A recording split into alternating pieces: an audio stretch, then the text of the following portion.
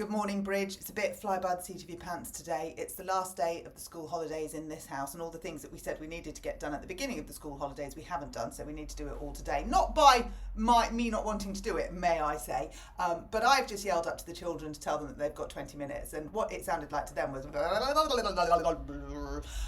what it sounded like to me was, we've got 20 minutes to go, could you please get out of bed? And what they responded with was, ugh. So we'll see how the next 20 minutes go. But it gives you and me time to have a little chat, Bridge. So many things popping up in my mind as kids go back to school today. And the one that I can't get out of my head is Labour have said 20% of parents can't afford some of the associated costs with school. So they can't afford breakfast and they can't afford uniforms. So because 20% of parents can't, 100% of parents are getting free breakfasts. That's right, 80% of parents can afford breakfast, but you're giving 100% of parents a free breakfast. Now, I'm not saying that a child that needs a free breakfast shouldn't have a free breakfast. In fact, I'm saying totally the opposite. I'm saying that children that can't afford and don't have proper breakfasts, proper lunches, proper dinners need more than the government is putting into them. That's what I'm saying. I'm saying they need more money because I know, and do you know, that the budget you give for free school meals barely cuts the surface. So I know, and do you know, that if you really did have these children's interests at heart, you would divert some of the money into them, just a pot for them, so that they can have a proper, quality, nutritious breakfast and lunch and dinner if they need it. Maybe you could put on an after-school club for them to do their homework, because we know that they don't always have the opportunity to do that at home, or indeed the support. Why don't we look at a select group of kids that needs the help, instead of your one size fits all, because it doesn't fit all and you're costing money, and the kids that really, really need it aren't getting it.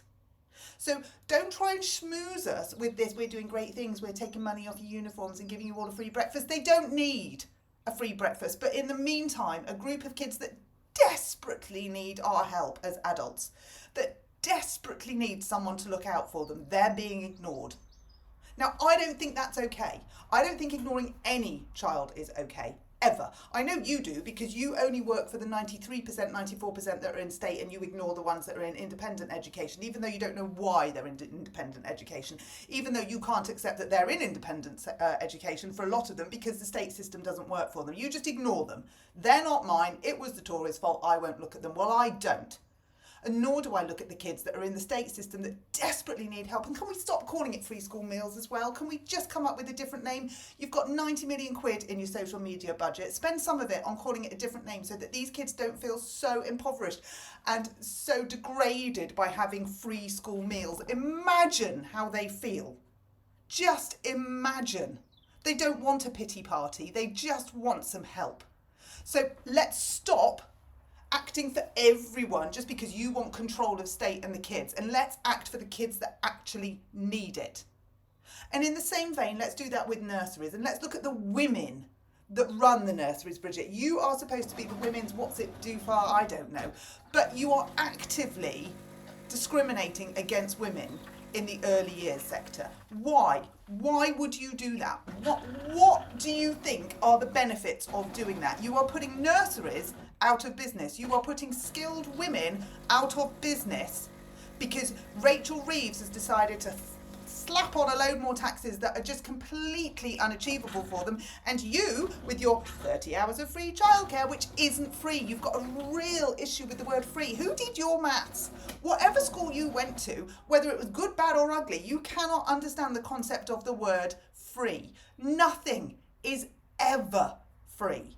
30 hours of free childcare equates to the parents get 30 hours of underfunded childcare, and the nurseries have to fill that gap. And what happens when they fill that gap, Bridget? Well, there is no money because they can't charge the parents to fill that gap. So they've got to find it out of a black hole. I mean, you love black holes. They've got to find that money. So they can't find that money. So they have to let people go. So, and it's very much a women-dominated industry. And don't get me wrong, I'd love to see more men in it, but why would you if you could earn £32,000 with an NVQ level 2 on a building site and £16,000 with an NVQ level 3 in a nursery? It's a no-brainer, isn't it? We'd all go for the building site. But you don't promote. And then Then, when somebody actually dares to pull you up about this, you say, oh, well, we've got a state sector that will do it much better anyway. And you denigrate the actual sector itself that has been providing quality childcare for parents across the country for years and years and years. But because it's private, because it's independent, because it's not state, you hate it. And you don't care about the children that you will bring down with your policies. And you point the finger, you say it's all venom coming from the private sector, but actually I think you'll find, Bridget, it's the private sector who's saying we are the ones that are shouting loudly because we want to support those that don't have the help. I don't see many from the other sector shouting about this. I know there's a lot of shouting going on at the minute about having not the first, second or third places in secondary school. I get that, but I'm not seeing so much other shouting. Whereas I'm saying this is wrong. You're taking away parents' choice and you're penalising the kids that need the help the most. It is the children on free school meals, horrible phrase. It is the SEND children. And again, I wouldn't mind rebranding that. There is nothing worse than being told you've got a disability when you feel exactly the same as everybody else. You just learn in a different way. But anyway, that's a different conversation for another day. But you are penalising these kids, the ones that need the help, by offering it out for all, and you're offering out an underfunded, frankly, shit service. Who wants a bagel and a breakfast bar when they could have had, in the existing breakfast club, something actually nutritious, with a staff member who was employed to run said breakfast club? But now they're getting one of the sixth formers to stand over them with a bagel and a breakfast bar. Brilliant, fantastic, for 60p because you've underfunded it. What's going to happen in the nursery in the early years sector? Because I tell you now, all of the people that have studied and worked so hard to build up their nurseries, they will not cut costs when it comes to children. They absolutely will not cut the cost of care, quality care for your children, for my children, for babies, for toddlers, for the most vulnerable in society. They will not cut that. They will not cut that cost. So what will happen? They will go bust. So there's less people feeding into the economy. There's more people who are unemployed. There are less children with a place to go at nursery school. And you, what have you created? A big fat mess and a class divide, because in all of this, what you really want to achieve is people hating the independent sector, because you're trying to gloss over that it's bad, it's nasty, it's mean, it's horrible, it's only for the rich toffs, it's not for people like you and me. Bog off, Bridget. Working parents, that's not an exclusive club, that's a very inclusive club, because we're all working parents. We all choose to spend our money in different areas. As we've said before, some people choose to spend their money on a massive house in the catchment area of an outstanding Ofsted school. You, Keir Starmer, Rachel Reeves. Some people choose to spend their money on a tiny weeny little house because they know that the Ofsted outstanding school, as brilliant as it is, won't be able to look after their children properly. So they go for the little house so that they can pay for the school fees. Some parents use the private nurseries because it fits their child better. It's in a location closer to them. They don't want them in a school setting and it just works for them. So they are choosing to spend their money how it works for them. And you are obliterating it all.